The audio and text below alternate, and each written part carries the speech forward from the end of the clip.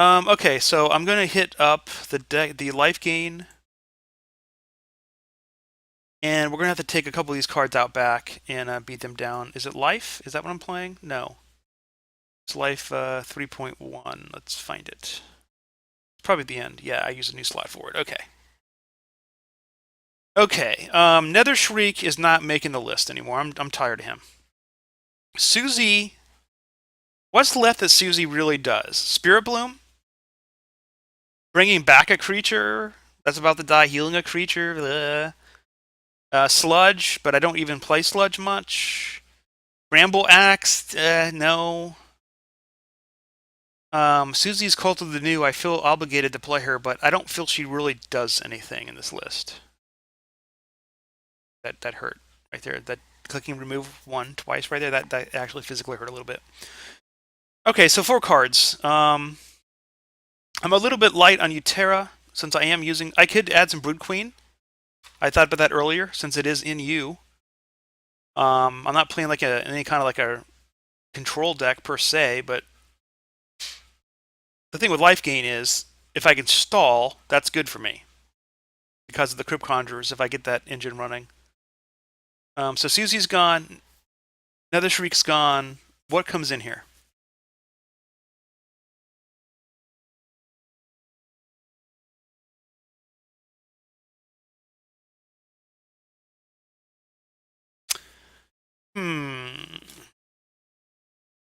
Well,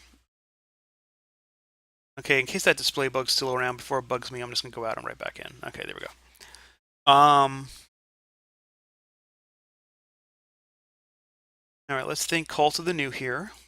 What are some new cards in the appropriate factions that are set 3 cards? Okay, I got underdrops. I got consistent. I've got overloads. Let's just start thinking there, or we could get more things that cause healing. For underdrops, I'm already well. Let's see. I'm only using Dire Hound. I'm not using the Vampire or the buffing one. The Shardbound. Those are both pretty good.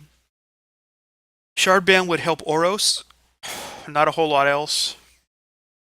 Well, I could make my Guardians bigger. Ebon Skull is just a cool underdrop. Brood Queen can be good removal, good stall, whatever.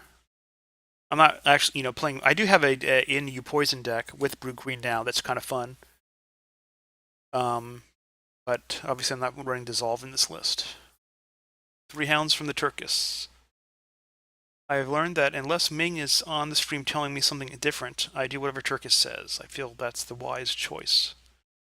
Okay, yeah, so Dire Hand can get up to 3. Excuse me. Alt Art, doink. You can tell from my 12 Alt Art Dire Hounds that I entered the queue 12 times that weekend. That was a fun weekend, Warrior.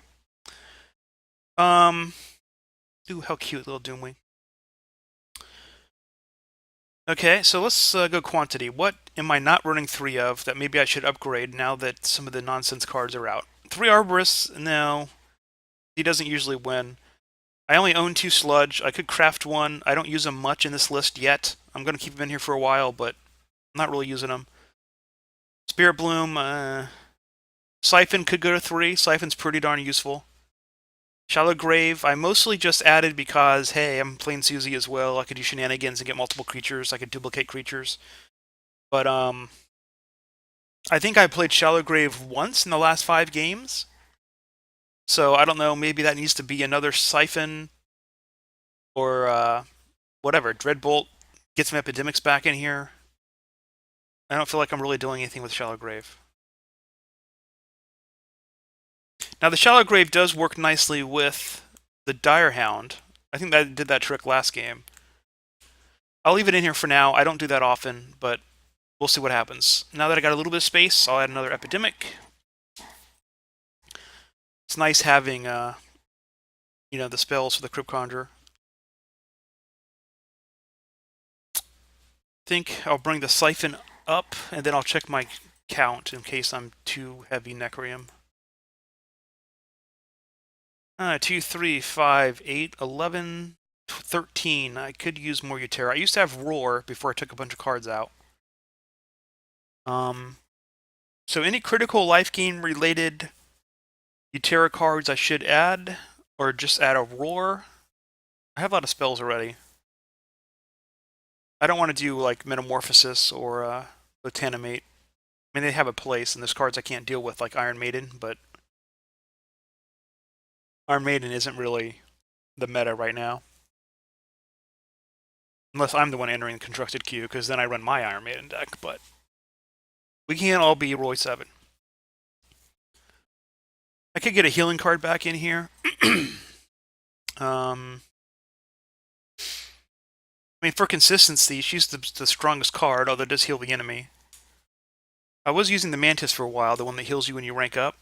But that's better as a 3 of. That way, you know, if you pull one in 0.4, you can just play it and get immediate heal the next turn. So I think I'll skip that. Alright, consist.